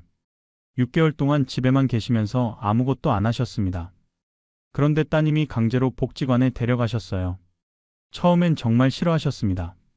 나 같은 사람이 거기 가서 뭐 하냐, 사람들이 날 어떻게 보겠냐 이러시면서요. 그래도 따님이 포기 안 하시고 계속 모셔다 드렸어요. 한 달쯤 지나니까 할머니가 조금씩 말씀을 하기 시작하셨어요. 거기서 만난 친구분이 생기신 거예요. 같이 남편을 잃은 분이었는데 서로 위로가 되셨나 봅니다. 3달 뒤에는 탁구를 배우기 시작하셨어요. 처음엔 공도 제대로 못 치셨는데 연습하다 보니 재미가 붙으셨답니다. 지금은 복지관 탁구 동호회 회장이세요. 80세가 넘으셨는데 얼굴이 환하십니다. 정리하겠습니다. 고독과 우울은 단순히 마음의 문제가 아닙니다. 생명을 위협하는 심각한 문제예요. 사람을 만나세요. 대화하세요. 웃으세요. 관계를 유지하는 게 어떤 약보다 효과가 좋습니다. 네 번째 이유입니다. 잘못된 식습관이에요. 이게 정말 중요한데 많은 분들이 간과하세요. 70세가 넘으면 입맛이 변합니다. 미각이 둔해지거든요. 짠 거나 단 것처럼 자극적인 맛이 아니면 맛을 잘 못 느끼세요. 그래서 자연스럽게 짜게 먹고 달게 먹게 됩니다. 문제는 이게 건강에 치명적이라는 겁니다. 짜게 먹으면 혈압이 오르고 달게 먹으면 혈당이 오르고 기름지게 먹으면 콜레스테롤이 올라요. 70년 넘게 쌓인 식습관을 바꾸기가 쉽지 않지만 안 바꾸면 큰일 납니다. 또 다른 문제가 있습니다. 노년기 영양실조예요. 영양실조라니 요즘 세상에 그게 무슨 소리냐고 하실 수 있어요. 그런데 실제로 75세 이상 노인의 20% 이상이 영양실조 상태라고 합니다. 왜 그럴까요? 첫째, 혼자 사시는 분들은 밥 해 먹기가 귀찮아요. 한 사람 먹을 것 장 보고 요리하고 설거지하는 게 일입니다. 그래서 대충 먹게 돼요. 라면, 빵, 우유, 과일 이런 걸로 끼니를 때우는 거죠. 둘째, 이가 안 좋아서 못 드시는 경우가 많아요. 고기나 채소처럼 씹어야 하는 건 힘들어서 피하시고 죽이나 국수처럼 부드러운 것만 드세요. 그러면 단백질과 섬유질이 부족해집니다. 셋째, 식욕이 없으세요. 나이가 들면 소화 기능이 떨어져서 조금만 먹어도 배가 불러요. 그래서 한 끼에 조금씩만 드시는데 그게 하루 3끼면 총 섭취량이 턱없이 부족합니다. 영양실조가 오면 어떻게 될까요? 체중이 줄어듭니다. 특히 근육이 빠져요. 근육이 빠지면 앞서 말씀드린 대로 낙상 위험이 높아지고 면역력도 떨어지고 각종 질병에 취약해집니다. 실제 사례를 들어볼게요. 조할머니는 74세에 체중이 45kg이었습니다. 키가 155cm니까 정상 체중은 50kg 정도 되어야 해요. 5kg이 부족한 거죠. 왜 체중이 줄었을까요? 혼자 사시면서 밥을 잘 안 드셨어요. 아침은 빵 한 개, 점심은 라면, 저녁은 과일이나 우유. 이게 전부였습니다. 단백질은 거의 안 드셨고 채소도 별로 없었어요. 1년 뒤 할머니는 75세가 되셨는데 체중이 40kg까지 떨어졌습니다. 5kg이 더 빠진 거예요. 걷기도 힘들어지셨고 자주 어지러우셨습니다. 병원에 갔더니 빈혈과 영양실조 진단이 나왔어요. 의사 선생님이 입원을 권하셨지만 할머니는 거부하셨습니다. 대신 영양제를 처방받고 집에서 잘 드시라고 하셨죠. 그런데 식욕이 없으니 여전히 잘 못 드셨어요. 결국 석 달 뒤에 감기에 걸리셨는데 체력이 워낙 약해져서 폐렴으로 악화됐습니다. 입원하셨지만 회복이 안 되셨어요. 영양 상태가 나빠서 몸이 버틸 힘이 없었던 겁니다. 결국 한 달 만에 돌아가셨습니다. 반대의 문제도 있습니다. 과식이에요. 어떤 분들은 나이 들어서 먹는 게 유일한 낙이다라고 하시면서 과하게 드세요. 특히 짜고 달고 기름진 음식을요. 김할아버지는 매일 백반을 2공기씩 드셨어요. 거기다 고기 반찬, 김치, 된장찌개. 아침, 점심, 저녁 다 이렇게 드셨습니다. 간식으로 빵이나 과자도 드셨고요. 70세에 체중이 80kg이었는데 75세에는 90kg이 됐어요. 비만입니다. 비만이 되니까 무릎에 무리가 가서 관절염이 왔어요. 혈압도 오르고 당뇨도 생겼습니다. 결국 77세에 심근경색이 왔습니다. 다행히 살아나셨지만 그 후로 거동이 불편해지셔서 요양원에 가셨어요. 과식이 부른 비극입니다. 그럼 어떻게 먹어야 할까요? 구체적으로 말씀드리겠습니다. 첫째, 규칙적으로 드세요. 하루 3끼 일정한 시간에 드시는 게 중요합니다. 아침 7시, 점심 낮 12시, 저녁 6시. 이렇게 정해놓고 지키세요. 둘째, 골고루 드세요. 밥, 국, 고기나 생선, 채소 이렇게 4가지는 꼭 챙기세요. 한 가지만 먹거나 편식하면 안 됩니다. 셋째, 단백질을 충분히 드세요. 앞에서도 말씀드렸지만 매 끼니마다 손바닥 크기의 고기나 생선 또는 계란 2개, 두부 반모. 이 정도는 드셔야 해요. 넷째, 채소를 많이 드세요. 반찬의 절반은 채소로 구성하세요. 나물, 샐러드, 김치 뭐든 좋습니다. 섬유질이 풍부해서 변비도 예방하고 혈당 조절에도 도움이 됩니다. 다섯째, 짜지 않게 드세요. 국이나 찌개를 끓일 때 소금을 절반만 넣으세요. 처음엔 싱거워서 입에 안 맞겠지만 2주만 참으면 적응됩니다. 여섯째, 물을 많이 드세요. 하루에 6잔에서 8잔 정도 마시세요. 물 마시는 게 귀찮다고 안 드시는 분들이 많은데 물이 부족하면 혈액이 걸쭉해져서 혈전이 생기기 쉽습니다. 일곱째, 간식을 조심하세요. 과자나 빵보다는 과일이나 견과류를 드세요. 견과류는 호두, 아몬드, 땅콩 같은 거요. 하루 한 줌 정도면 좋습니다. 실제로 이렇게 식단을 바꿔서 건강해지신 분이 계십니다. 홍 할아버지는 72세의 당뇨, 고혈압, 고지혈증을 다 가지고 계셨어요. 약을 7가지나 드셨습니다. 그런데 따님이 식단을 완전히 바꿔드렸어요. 흰쌀밥 대신 현미밥, 고기는 삶아서, 채소는 2배로, 국은 싱겁게, 간식은 과일로. 이렇게 6개월 하셨더니 체중이 7kg 빠지고 혈당이 정상화되고 혈압도 안정됐습니다. 약도 7가지에서 3가지로 줄었어요. 지금 80세인데 여전히 건강하십니다. 식단 하나 바꿨을 뿐인데 이렇게 달라지는 거예요. 정리하겠습니다. 입으로 들어오는 게 곧 약이고 독입니다. 잘 먹으면 건강해지고 잘못 먹으면 병듭니다. 규칙적으로 골고루 싱겁게 적당하게 드세요. 이것만 지켜도 75세를 훨씬 넘길 수 있습니다. 5번째, 수면 장애입니다. 잠이 무너지면 건강도 무너진다는 말 들어보셨나요? 정말 맞는 말입니다. 70세가 넘으면 잠을 잘 못 주무시는 분들이 많아요. 밤에 자다가 깨고 다시 잠들기 어렵고 새벽에 너무 일찍 깨고 불면증이죠. 통계를 보면 75세 이상 노인의 50% 이상이 불면증을 겪는다고 합니다. 왜 나이 들면 잠을 못 잘까요? 여러 이유가 있습니다.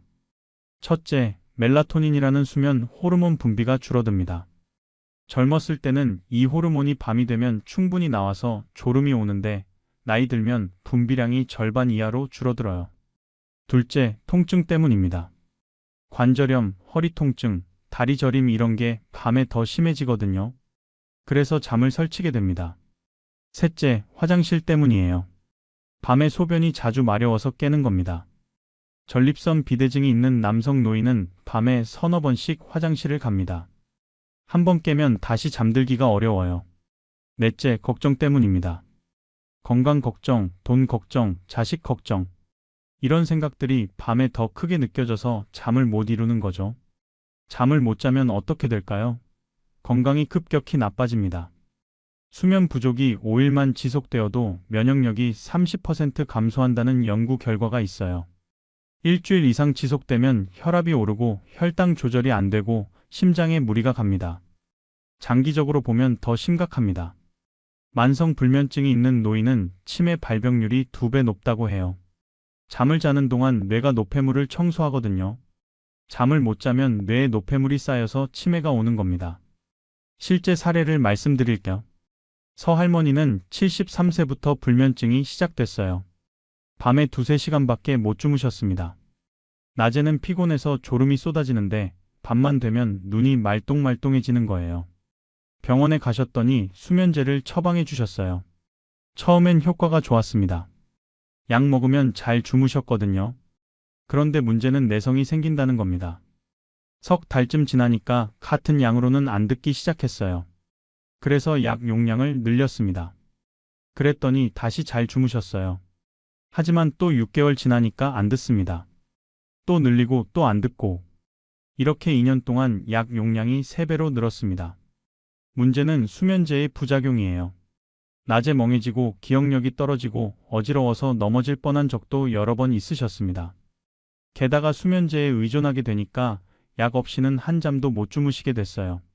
77세가 됐을 때 서 할머니는 심각한 상태였습니다. 수면제를 먹어도 제대로 못 주무시고 낮에는 반쯤 정신이 나간 상태로 지내시고 걷기도 힘들어 하셨어요.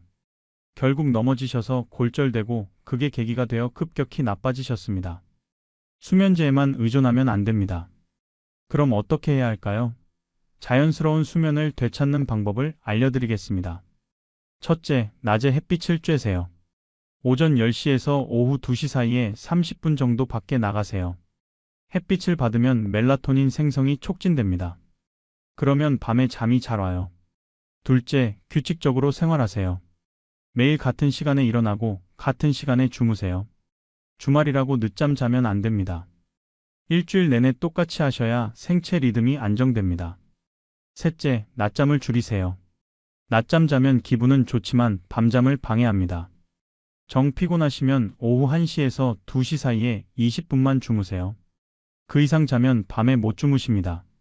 넷째, 저녁에 카페인을 피하세요. 커피, 녹차, 홍차에 카페인이 들어있어요. 오후 3시 이후에는 안 드시는 게 좋습니다. 대신 따뜻한 우유나 허브차를 드세요. 다섯째, 저녁 식사는 일찍 하세요. 자기 3시간 전에는 식사를 마치세요.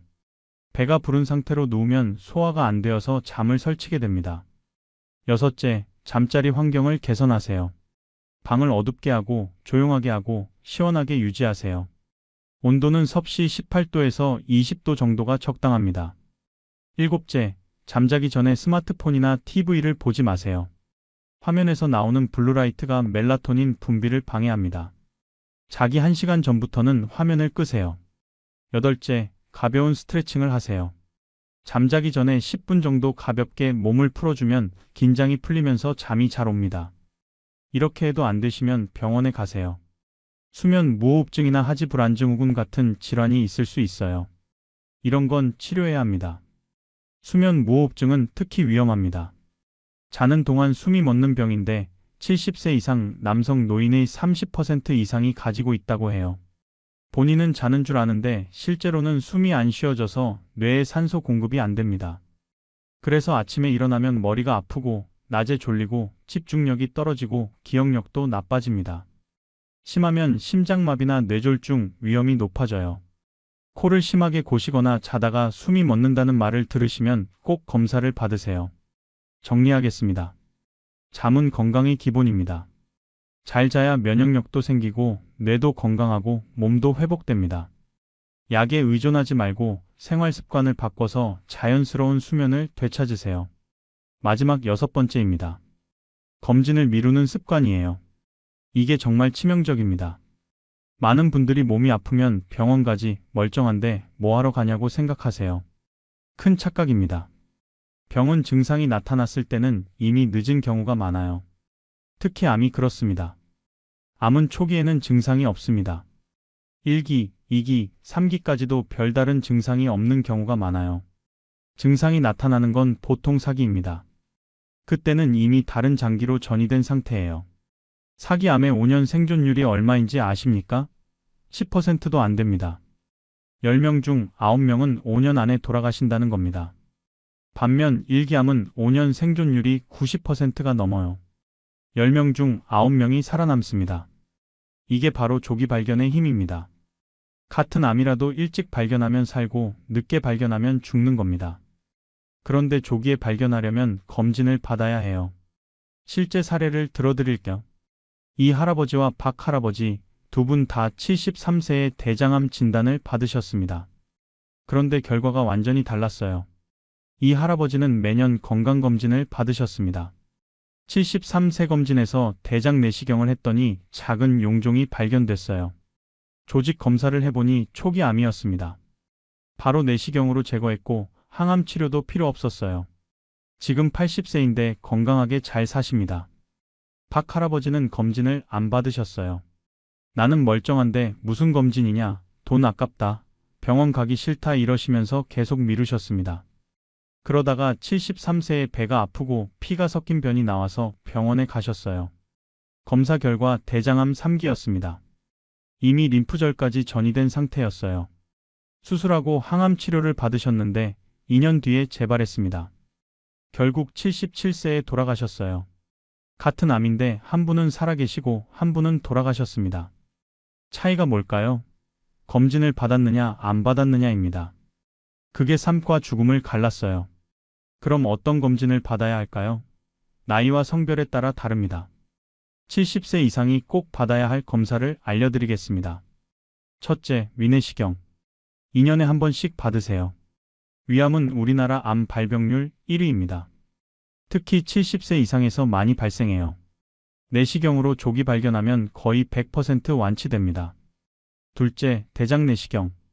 5년에 한 번씩 받으세요. 대장암도 조기 발견하면 완치율이 90%가 넘습니다. 용종이 발견되면 그 자리에서 제거할 수 있어요. 셋째, 저선량 PET-CT. 특히 담배 피우셨던 분들은 꼭 받으세요. 1년에 한 번씩요. 폐암은 증상이 나타났을 때는 이미 늦은 경우가 많아요. CT로 조기 발견해야 합니다. 넷째, 복부 초음파. 1년에 한 번씩 받으세요. 간암, 담낭암, 췌장암, 신장암을 발견할 수 있습니다. 특히 간 질환이 있으셨던 분들은 6개월에 한 번씩 받으시는 게 좋아요. 다섯째, 유방 촬영. 여성분들은 2년에 한 번씩 받으세요. 유방암도 조기 발견하면 완치율이 높습니다. 여섯째, 전립선 검사. 남성분들은 1년에 한 번씩 받으세요. 혈액 검사로 간단히 할 수 있어요. 전립선암은 천천히 자라지만 늦게 발견하면 치료가 어렵습니다. 일곱째, 골밀도 검사. 2년에 한 번씩 받으세요. 골다공증이 있으면 넘어졌을 때 쉽게 골절됩니다. 미리 발견해서 치료하면 골절을 예방할 수 있어요. 여덟째, 심전도와 심장 초음파. 1년에 한 번씩 받으세요. 심장 질환은 돌연사의 주요 원인입니다. 미리 발견하면 약으로 조절할 수 있어요. 이렇게 많이 받으면 돈이 얼마나 드냐고 하실 수 있어요. 걱정 마세요. 국가에서 지원하는 검진이 많습니다. 국가건강검진은 2년에 한 번씩 무료예요. 여기에 위내시경, 대장내시경도 포함됩니다. 암 검진도 국가에서 지원합니다. 위암, 대장암, 간암, 폐암, 유방암, 자궁경부암 검진을 무료 또는 저렴한 비용으로 받을 수 있어요. 자세한 건 국민건강보험공단에 문의하시면 됩니다. 정리하겠습니다. 검진을 미루지 마세요. 증상이 없어도 정기적으로 받으세요. 조기 발견이 생명을 살립니다. 검진 비용이 아깝다고 생각하시면 안 돼요. 나중에 병 치료하는데 드는 돈이 훨씬 많습니다. 자, 이제 마무리하겠습니다. 오늘 우리가 나눈 이야기를 정리해 볼까요? 대부분의 노인이 75세를 넘기기 힘든 6가지 이유를 말씀드렸습니다. 첫째, 근육 감소. 근육이 빠지면 넘어지고, 넘어지면 골절되고, 골절되면 누워 지내고, 누워 지내면 폐렴이 오고, 폐렴은 사망으로 이어집니다. 해결책은 의자 운동과 단백질 섭취입니다. 둘째, 만성질환 관리 실패. 약만 먹으면 된다고 생각하지 마세요. 식이요법, 운동, 정기검진이 함께 이루어져야 합니다. 합병증을 막는 게 핵심입니다. 셋째, 고독과 우울. 마음이 죽으면 몸도 따라 죽습니다. 사람을 만나세요. 대화하세요. 관계를 유지하세요. 경로당, 복지관, 취미활동, 봉사. 뭐든 좋으니 밖으로 나가세요. 넷째, 잘못된 식습관. 입으로 들어오는 게 약이자 독입니다. 규칙적으로, 골고루, 싱겁게, 적당히 드세요. 단백질과 채소를 충분히, 짜고 달고 기름진 건 줄이세요. 다섯째, 수면 장애. 잠은 건강의 기본입니다.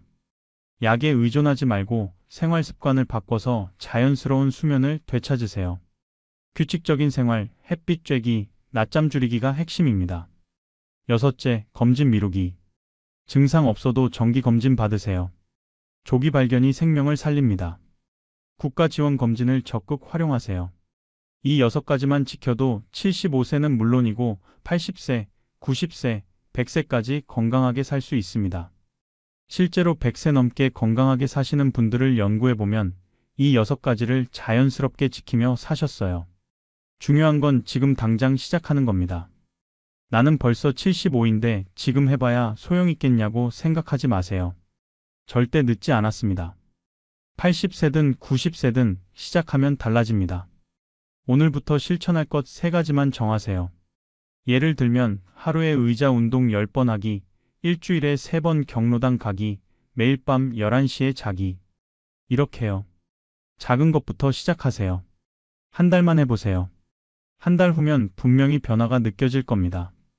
몸이 가벼워지고 기분이 좋아지고 잠도 잘 오고. 그러면 자연스럽게 계속하게 되세요. 기억하세요. 나이는 숫자일 뿐입니다. 75세가 벽이 아니에요. 우리가 만드는 벽입니다. 나이 들었으니까 이제 끝이다. 뭘 해도 소용없다 이렇게 생각하는 순간 진짜 끝입니다. 하지만 아직 할 수 있다. 더 건강해질 수 있다. 100세까지 살 거다 이렇게 생각하면 가능합니다. 마음가짐이 반입니다. 여러분, 건강은 선택입니다. 건강하게 늙을지, 아프게 늙을지는 여러분이 선택하는 겁니다. 오늘부터 올바른 선택을 하세요. 여러분의 노년이 행복하고 건강하기를 진심으로 바랍니다. 오늘 이야기가 도움이 되셨다면 주변 분들께도 꼭 알려주세요. 함께 100세 시대를 준비합시다. 다음 시간에는 75세를 건강하게 넘긴 사람들의 공통점에 대해 이야기해 보겠습니다. 실제 100세 노인들의 생생한 증언과 과학적 근거를 바탕으로 구체적인 실천 방법을 알려드리겠습니다. 꼭 찾아와 주세요. 오늘 영상 여기까지입니다. 시청해 주셔서 감사합니다. 건강하세요. 그리고 오래오래 행복하게 사세요. 여러분, 안녕하세요. 오늘은 많은 분들이 고민하시지만 쉽게 말씀하지 못하는 주제를 다뤄보려고 합니다. 바로 경조사 참석에 대한 이야기입니다. 제가 아는 72세 되신 김 할아버지 이야기부터 시작해 볼까요? 이분은 지난달에 경조사비로 100만 원을 쓰셨습니다. 한 달 동안 결혼식 3번, 장례식 4번, 회가변 1번, 총 8번을 다녀오셨어요. 문제는 뭘까요? 김 할아버지의 한 달 연금이 80만 원입니다. 생활비로 쓸 돈도 빠듯한데 경조사비로 100만 원을 쓰신 거예요. 어떻게 하셨을까요? 적금을 깨셨습니다. 노후를 위해 모아둔 소중한 돈을요. 김 할아버지는 제게 이렇게 말씀하셨습니다. 가기 싫었어요. 솔직히 말하면 그 사람들이 나한테 뭘 해준 것도 없고 나도 별로 친하지 않아요. 그런데 안 가면 뭐라고 할까봐 걱정돼서 갔어요. 체면이 말이 아니에요. 이게 비단 김 할아버지만의 이야기일까요? 아닙니다. 많은 노년층 분들이 똑같은 고민을 하고 계세요. 경조사에 가야 할까 말아야 할까? 가자니 경제적으로 부담되고 몸도 힘들고, 안 가자니 체면이 서지 않고 관계가 끊어질까봐 두렵고, 오늘 이 시간에는 나이 들어서 경조사에 정말 가야 하는지, 가야 한다면 어떤 기준으로 가야 하는지, 안 가도 된다면 어떻게 거절해야 하는지 낱낱이 파헤쳐 보겠습니다. 경제적인 부분, 건강 문제, 관계의 본질까지 모든 것을 다룰 겁니다. 이 영상을 끝까지 보시면 여러분은 더 이상 경조사 때문에 스트레스 받지 않으셔도 됩니다. 당당하게 선택하고 합리적으로 판단하고 나를 지키면서도 관계를 유지하는 방법을 알게 되실 거예요. 자, 그럼 첫 번째 이야기부터 시작해 볼까요? 첫 번째는 경조사비의 경제적 부담입니다. 이게 생각보다 훨씬 심각해요. 실제 조사 결과를 보면 65세 이상 노인의 월 평균 경조사비가 50만 원에서 80만 원 정도 된다고 합니다. 50만 원에서 80만 원이면 어느 정도일까요? 국민연금 평균 수령액이 남성은 약 60만 원, 여성은 약 35만 원입니다. 남성은 연금의 거의 전부를, 여성은 연금보다 훨씬 많은 돈을 경조사비로 쓰는 거예요. 더 큰 문제는 시즌이 있다는 겁니다. 봄과 가을에는 결혼식이 많고 겨울에는 상대적으로 장례식이 많습니다. 특정 달에는 경조사가 몰려서 100만 원이 넘게 나가는 경우도 흔해요. 구체적으로 계산해 볼까요? 결혼식 축의금이 평균 10만 원입니다. 친한 사이면 20만 원, 30만 원도 냅니다. 장례식 조의금도 10만 원 정도. 회갑이나 칠순잔치는 최소 10만 원에서 20만 원. 한 달에 결혼식 3번 가면 30만 원, 장례식 4번 가면 40만 원. 여기에 교통비, 식사비까지 포함하면 100만 원이 훌쩍 넘어갑니다. 1년으로 따지면 600만 원에서 1000만 원입니다. 연금으로 경조사비만 내고 나면 생활비가 부족합니다. 그럼 어떻게 될까요? 저축한 돈을 까먹거나 자식들한테 손 벌리거나 심지어 빚을 내는 경우도 있어요. 제가 아는 박 할머니는 작년 한 해 동안 경조사비로 800만 원을 쓰셨습니다. 연금이 40만 원밖에 안 되시는데 말이죠. 어떻게 하셨을까요?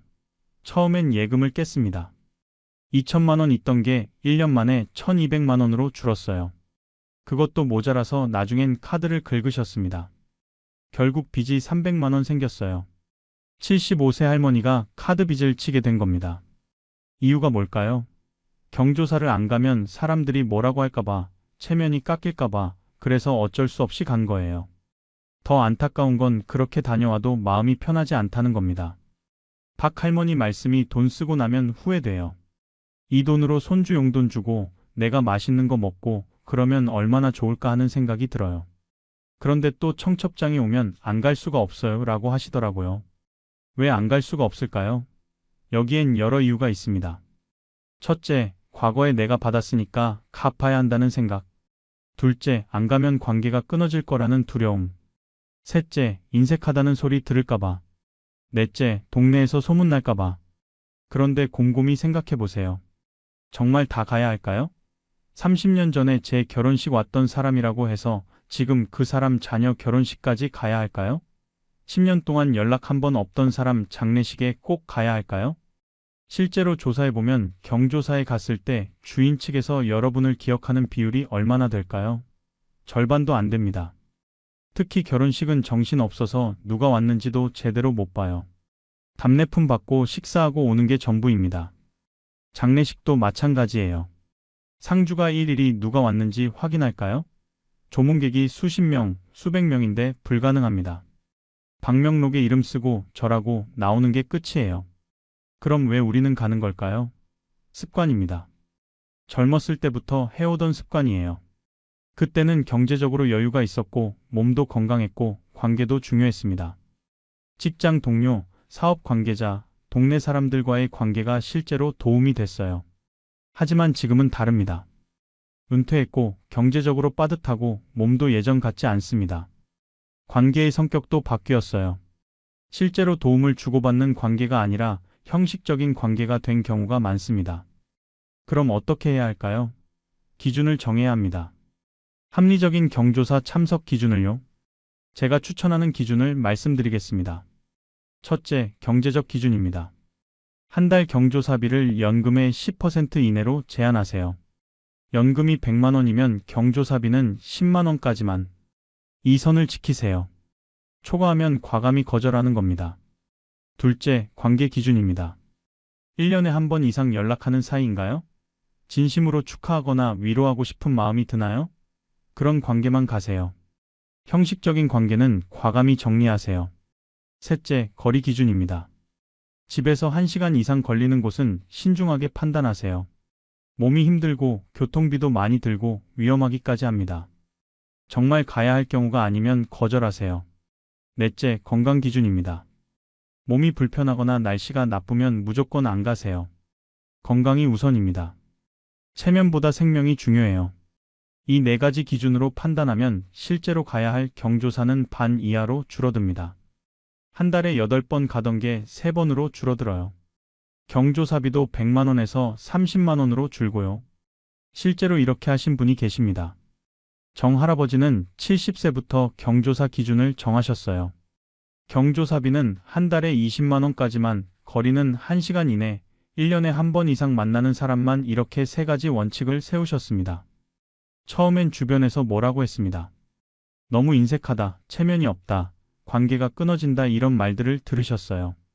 그런데 정할아버지는 흔들리지 않으셨습니다. 원칙을 지키셨어요. 5년이 지난 지금 어떻게 되셨을까요? 경제적으로 안정되셨습니다. 5년 동안 절약한 경조사비만 2천만 원이 넘어요. 그 돈으로 손주들 교육비도 보태주시고 부부 여행도 다녀오시고 건강관리도 하셨습니다. 관계는 끊어졌을까요? 아니에요. 진짜 중요한 관계는 더 돈독해졌습니다. 형식적으로 만나던 사람들은 자연스럽게 멀어졌지만 그게 오히려 좋았다고 하세요. 스트레스가 줄었고 진짜 친구들과 더 자주 만나게 됐다고 합니다. 정리하겠습니다. 경조사비는 노년기에 엄청난 경제적 부담입니다. 무조건 다 가는 게 아니라 합리적인 기준을 세워서 선택적으로 가세요. 연금의 10% 이내, 진심으로 축하하고 싶은 관계, 1시간 이내 거리, 건강 상태의 양호. 이 기준으로 판단하세요. 두 번째는 몸이 따라주지 않는다는 겁니다. 나이가 들면 체력이 떨어지는 건 당연한 일이에요. 그런데 경조사는 생각보다 체력 소모가 큽니다. 먼저 이동부터 힘듭니다. 결혼식장이나 장례식장이 집 근처에 있으면 다행인데 대부분 멀리 있어요. 차로 1시간, 2시간 가는 경우도 흔합니다. 대중교통을 이용하면 더 힘들고요. 70세가 넘으면 1시간만 앉아 있어도 허리가 아픕니다. 무릎도 붓고요. 지하철이나 버스를 타면 서 있어야 할 때도 있어요. 넘어질 위험도 있고요. 차를 직접 운전하는 것도 위험합니다. 장거리 운전은 집중력을 요구하는데 노인은 쉽게 피로해져서 사고 위험이 높아요. 제가 아는 최 할아버지는 75세에 손주 결혼식 때문에 부산까지 다녀오셨습니다. 서울에서 부산까지 차로 4시간 걸렸어요. 왕복 8시간입니다. 결혼식 참석 시간까지 포함하면 하루 종일 밖에 계신 거예요. 그날 저녁 집에 돌아오셔서 쓰러지셨습니다. 탈진하신 거예요. 다행히 큰일은 없었지만 일주일 동안 침대에 누워 계셔야 했습니다. 허리도 아프고 다리도 붓고 혈압도 올라서요. 이동뿐만이 아닙니다. 경조사장의 환경도 문제예요. 결혼식장은 보통 호텔이나 예식장인데 사람이 많고 시끄럽습니다. 에어컨이나 히터를 세게 틀어서 공기도 탁해요. 화장실도 멀고 자리도 불편합니다. 장례식장은 더 힘듭니다. 지하에 있는 경우가 많아서 공기가 안 좋고 냄새도 나고 습하기까지 해요. 오랫동안 서 있거나 앉아 있어야 하는데 무릎이 안 좋으신 분들은 정말 힘듭니다. 그리고 식사 문제가 있습니다. 경조사 음식은 대부분 짜고 기름지고 자극적이에요. 당뇨나 고혈압이 있으신 분들한테는 독입니다. 그런데 안 먹을 수도 없는 게 식사 대접을 받는 게 경조사 예절 아닙니까? 더 큰 문제는 음주 강요입니다. 특히 장례식장에서 한잔하세요, 이거라도 드세요 하면서 술을 권해요. 거절하기도 어렵고 분위기상 마시게 되는데 노인한테 술은 정말 위험합니다. 실제 사례를 들어볼게요. 강 할아버지는 72세의 친구 장례식에 다녀오셨습니다. 겨울이었어요. 영하 10도까지 내려간 추운 날씨였습니다. 장례식장까지 가는데 1시간 반 걸렸고요. 장례식장에서 조문하고 상주와 이야기하고 친구들 만나서 술도 한잔하셨습니다. 그리고 집에 돌아오시는데 갑자기 가슴이 아프기 시작하셨어요. 숨도 차고요. 응급실에 실려 가셨는데 협심증이었습니다. 의사 선생님 말씀이 추운 날씨에 장시간 밖에 있으면서 스트레스 받고 술까지 마셔서 혈관이 수축된 거라고 하시더군요. 자칫하면 심근경색으로 이어질 수 있었대요. 겨울철 경조사가 특히 위험합니다. 추운 날씨에 외출하면 혈관이 급격히 수축해서 뇌졸중이나 심근경색 위험이 높아져요. 실제로 통계를 보면 겨울철 노인 돌연사의 상당수가 외출 중에 발생한다고 합니다. 여름도 만만치 않습니다.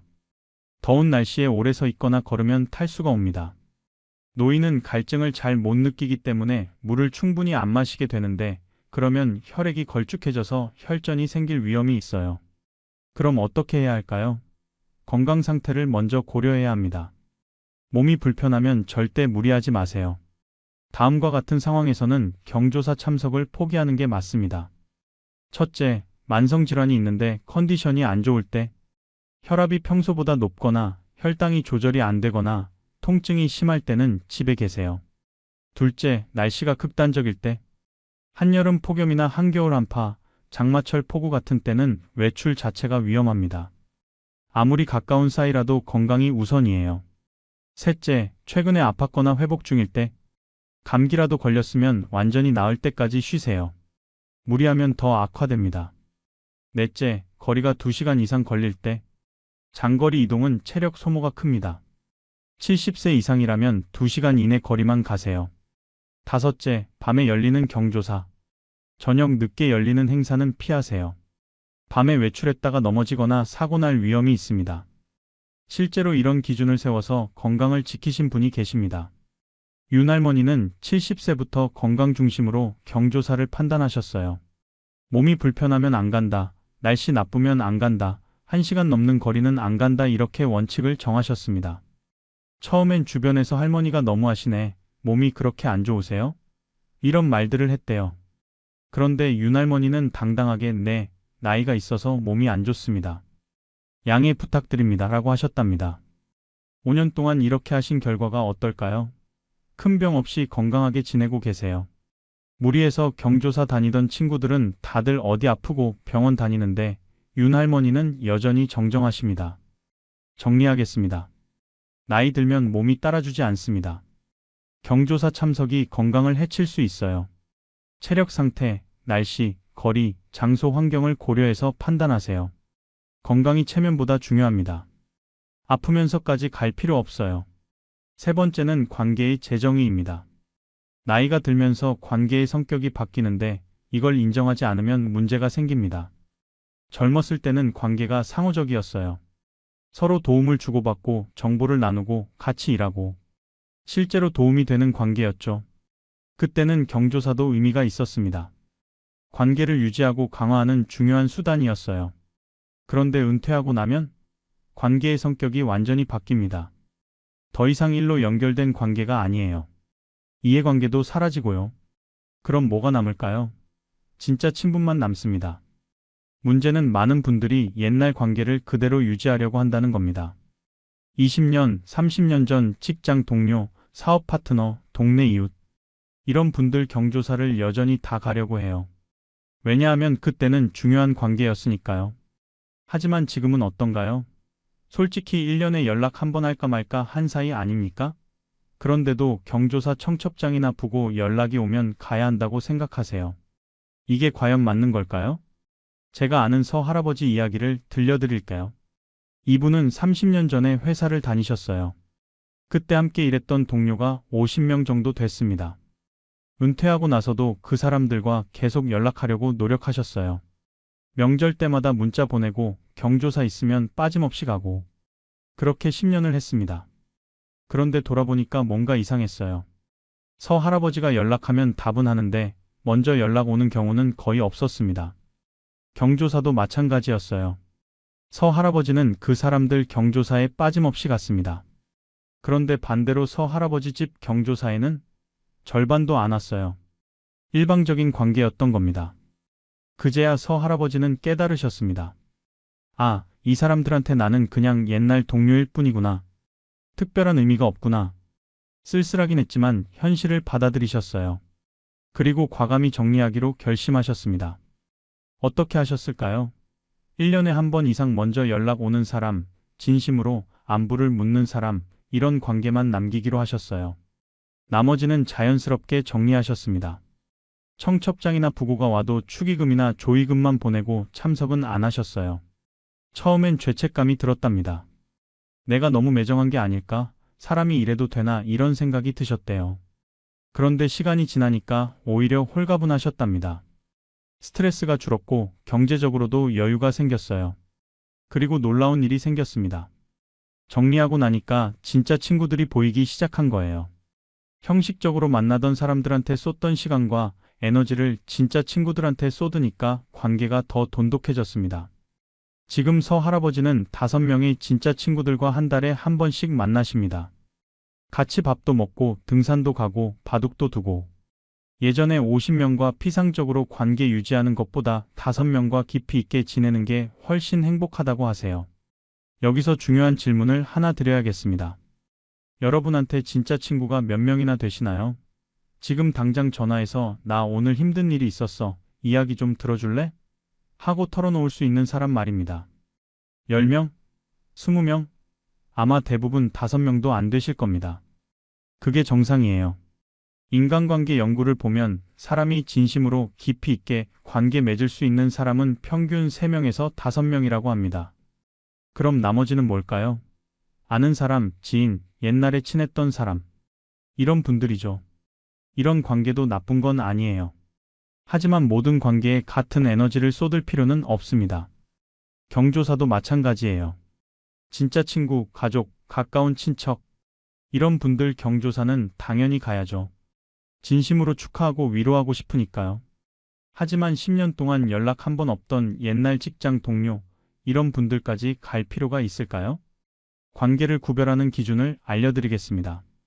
다음 3가지 질문에 답해보세요. 첫째, 이 사람과 1년에 몇 번 연락하나요? 명절 때 형식적인 문자 말고 진짜 안부 전화나 만남 말입니다. 1년에 한 번 이상이면 유지할 가치가 있는 관계예요. 둘째, 이 사람이 어려울 때 내가 도와줄 의향이 있나요?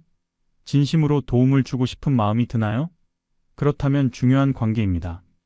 셋째, 이 사람의 경조사 소식을 들었을 때 진심으로 기쁘거나 슬픈가요? 아니면 그냥 그렇구나 정도인가요? 진심이 움직이면 가야 할 관계예요. 이 3가지 중 2가지 이상의 예라고 답하면 유지할 가치가 있는 관계입니다. 경조사도 가세요. 하지만 3가지 모두 아니오라면 과감히 정리하세요. 축의금이나 조의금만 보내고 참석은 안 해도 됩니다. 실제로 이 기준으로 관계를 정리하신 분들이 많습니다. 그 결과 어떻게 됐을까요? 스트레스가 확 줄었다고 해요. 억지로 만나는 사람이 없어지니까 마음이 편해진 거죠. 경제적으로도 여유가 생겼고요. 그 돈으로 진짜 중요한 사람들한테 더 잘해줄 수 있게 됐습니다. 관계의 질도 높아졌어요. 양은 줄었지만 깊이는 깊어진 겁니다. 정리하겠습니다. 나이 들면 관계가 바뀝니다. 옛날 관계를 전부 유지하려고 하지 마세요. 진짜 중요한 관계를 구별하세요.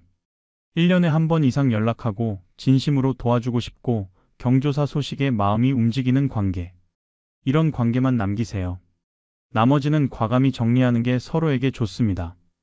4번째는 예절이라는 이름의 촉쇄입니다. 많은 노인분들이 예절을 지켜야 한다, 체면을 차려야 한다 이런 생각에 갇혀 계세요. 물론 예절은 중요합니다. 사람 사이의 기본적인 도리죠. 문제는 과도한 예절 강요예요.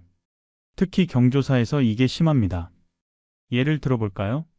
결혼식에 가면 축의금을 얼마 내야 하는가? 많은 분들이 최소한 10만 원은 내야 한다.